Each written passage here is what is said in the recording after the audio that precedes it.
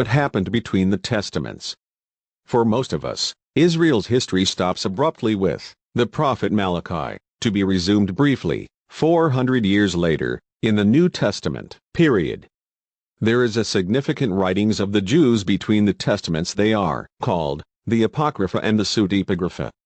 These writings, while not belonging to the Old Testament canon, provide important information about the history and beliefs of the Jews during the 4 centuries between the Testaments. But these 400 missing years, known as the intertestamental period, were alive with the activity that shaped the world into which Jesus was born. According to Martin G. Collins, the 400 years between the time of Malachi and Matthew was the dark period in history called the intertestamental period, a time of intense political and intellectual fermentation. He also distinct the periods into 6 epoch. 1. The Persian period, 550 BCE to 334 BCE. 2. The Alexandrian period, 334 BCE to 323 BCE. 3. The Egyptian period, 323 BCE to 304 BCE. 4. The Syrian period, 204 BCE to 165 BCE. 5. Maccabean period, 65 BCE to 63 BCE. And 6. Roman period, 63 BC to 4 BC. The Old Testament period ended under the imperial control of Persia. In the New Testament, Rome is in command. A dramatic change in world events. During this historical period in general, the exile left its permanent stamp on Judaism as well as on the Jews. The Jews' return to the land of their fathers was marked by the last, declining rays of prophecy. The prophetic sun set with Malachi. The interval between the Old and the New Testaments is a dark period in the history of Israel and Judah. It stretches itself out over about 4 centuries. During this time there was neither prophet nor inspired writer in Israel or Judah. It was during the Persian period of strength 539 to 423 BC that we came to the end of Old Testament history. In 539 BC, Cyrus of Persia defeated the Babylonians and allowed the dispersed nations, including the Jews, to return to their homelands. This proclamation of Cyrus is mentioned also in Ezra chapter 1, verses 1 to 4 and Ezra chapter 6, verses 3 to 5. The book of Ezra was written about 439 BC. 2nd Chronicles was composed around 400 BC and it mentions this proclamation also, 2nd Chronicles chapter 36, verses 22 and 23. Now in the first year of Cyrus king of Persia, that the word of the Lord by the mouth of Jeremiah might be fulfilled, the Lord stirred up the spirit of Cyrus king of Persia, so that he made a proclamation throughout all his kingdom, and also put it in writing, saying, Thus says Cyrus king of Persia, all the kingdoms of the earth the Lord God of heaven has given me. And he has commanded me to build him a house at Jerusalem which is in Judah. Who is among you of all his people? May the Lord his God be with him, and let him go up. Some of the Jews returned under Zerubbabel, in 539 to 538 BC, as recorded in Ezra chapters 2 to 6. More returned later, under Ezra, in 457 BC, as recorded in Ezra chapters 7 to 10.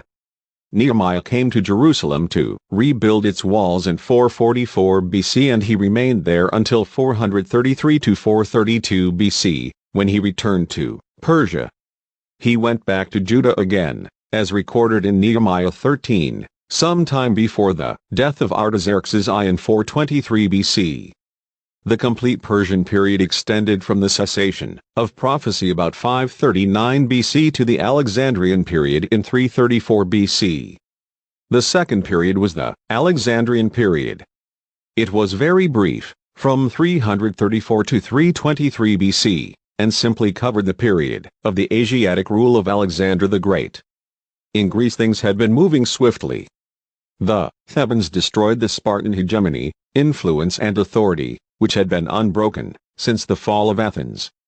But Philip of Macedon, who was chosen general leader by the unwilling Greeks, soon crushed the new power. In Daniel chapter 8, verse 8, therefore the male goat grew very great.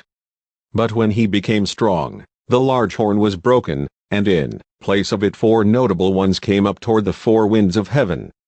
And in Daniel chapter 10, verse 20, then he said, do you know why I have come to you? And now I must return to fight with the prince of Persia. And when I have gone forth, indeed the prince of Greece will come. Here we see mentioned in 2 prophecies. In the 12 years of Alexander's reign, 335 to 323 BC, he revolutionized the world. His tactics were so swift that all Greece was soon laid at his feet. Then he moved to Asia, where he defeated Darius. Passing southward, he conquered the Mediterranean coast and Egypt. He then moved eastward again, for the complete conquest of Asia. He was struck down in the height of his power, at Babylon, in the 33rd year of his age. When Alexander the Great had come in contact with the Jews, he advanced to Jerusalem and demanded for surrender.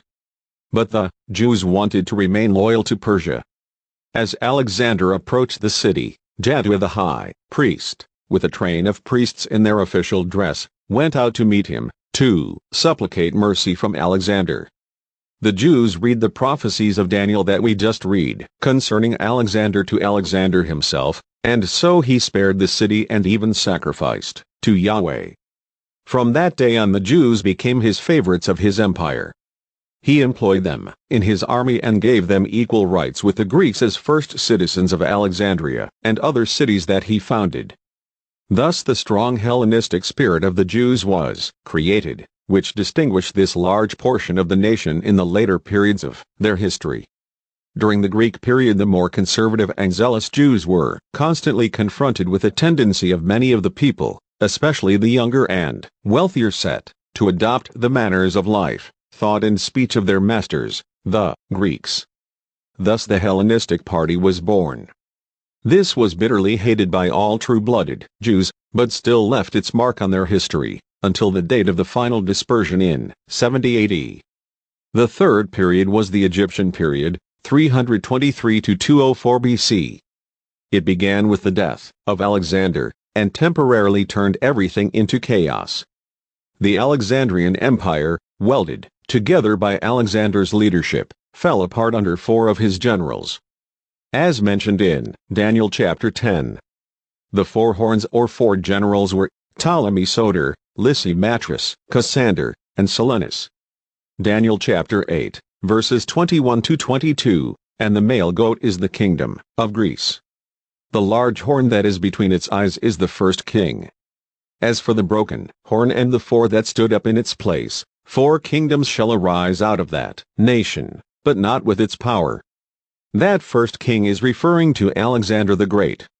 Egypt fell to the share of Ptolemy Soter, and Judea was made part of that section. At first, Ptolemy Soter was harsh in his treatment of the Jews, but later on he learned, as Alexander had to respect them, and he became their patron. Soter was succeeded by Ptolemy Philadelphus. Like his father, he was very friendly to the Jews and, according to tradition, in his reign the celebrated Greek translation of the Old Testament scriptures, the Septuagint, was made. As the power of the Syrian princes, the Seleucid, grew, Palestine increasingly became the battleground between them and the Ptolemies. In the decisive battle between Ptolemy Philopator and Antiochus the Great at Raphia near Gaza, Antiochus was crushed, and during Philopator's reign Judea remained an Egyptian province, when Ptolemy Philopator was succeeded by his son, Ptolemy Epiphanes, a 5-year-old child. The long-planned vengeance of Antiochus now took form in an invasion of Egypt. Syria and Judea were occupied by the Syrians and were passed into the possession of the Seleucid. The 4th period was the Syrian period, 204 to 165 BC, which, for Judah, was an almost uninterrupted martyrdom. When Antiochus Epiphanes came to the throne, thousands were slain, women and children were sold into captivity. The city wall was torn down, all sacrifices ceased, and, in 167 BC, a statue was erected to Jupiter Olympus in the temple on the altar of burnt offering. This was the abomination of desolation, and it caused an uproar. Antiochus Epiphanes ruled from 175 to 164 BC. Daniel chapter 11, verses 28 to 31. While returning to his land with great riches, his heart shall be moved against the holy covenant. So he shall do damage and return to his own land. At the appointed time he shall return and go toward the south. But it shall not be like the former or the latter. For ships from Cyprus shall come against him. Therefore he shall be grieved, and return in rage against the holy covenant, and do damage. So he shall return and show regard for those who forsake the holy covenant. And forces shall be mustered by him, and they shall defile the sanctuary fortress. Then they shall take away the daily sacrifices, and place there the abomination of desolation. The fifth period, from 165 BC to 163 BC, was the Maccabean period, which is also known as the Hasmonean period. It began in revolt with the slaying of an idolatrous Jew at the altar in the temple. The land of Judea is specially adapted to guerrilla tactics, and Judas Maccabeus, who succeeded his father as leader of the Jewish patriots, was a master in this kind of warfare. When Judas became governor of Palestine, his first act was the purification and rededication of the temple, from which the Jews dated Chanukah, their feast of rededication. The sixth and last period during those 400 years between the Testaments is the Roman period. When you open the New Testament to the book of Matthew, you discover an entirely different atmosphere, almost a different world. Rome is the dominant power of the earth. The Roman legions have spread throughout the length and breadth of the civilized world. The center of power has shifted from the east to the west, to Rome. It began in about 63 BC, depending on when you date the time between the Testaments. This is about the time that the Roman period dawned, between the two Testaments. Rome lasted for another 300-some years after the birth of Christ, but we are only dealing today with the history of the years between the Testaments. The Roman period began with Hyrcanus when he was stripped of the hereditary royal power, retaining only his high priest's office. Judea became a Roman province and Rome exacted an annual tribute on her. The Romans allowed native peoples to rule the lands they conquered. In Palestine, they allowed Herod to rule. Herod was a clever politician and an efficient king, but very cruel and constantly suspicious. He had 3 of his wives and 3 of his sons killed. Jesus was born under Herod the Great's rule, and his family fled to Egypt to escape his massacre. Herod is best known for his building projects in Palestine, the greatest of which was the temple in Jerusalem, the site of numerous scenes from the New Testament. Herod died in 4 BC, and the Romans divided his kingdom into 4 parts. In Galilee, Herod Antipas ruled, where Jesus grew up and spent most of his public ministry. At this time the people of Israel were split into 3 major parties. 2 of them, the Pharisees and Sadducees, were much more prominent than the third. The smaller group, the Essenes, could hardly be designated as a party. The Old Testament closes without a mention of either the Pharisees or Sadducees. But in the New Testament, and especially in the Gospels, they are the main antagonists. If we rewind the clock back to the Maccabean period, we see the Jewish rulers becoming more and more corrupt. The early supporters of these rulers turned against them, and became known as the Pharisees. Those who remained supportive became the Sadducees. They were high-ranking priests and aristocratic laymen centered in Jerusalem. The Pharisees and the Sadducees hated each other, but they found a common enemy in Jesus. These are the periods which show the historical developments with regard to the Jews during the 400-year period between the Testaments.